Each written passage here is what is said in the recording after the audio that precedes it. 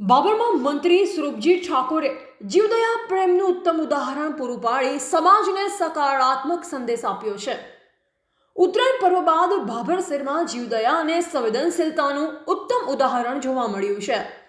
ગુજરાત સરકારના મંત્રી સ્વરૂપજી ઠાકોરનો પશુ પક્ષીઓ પ્રત્યેનો પ્રેમ ફરી એકવાર જાહેરમાં ઉજાગર થયો છે।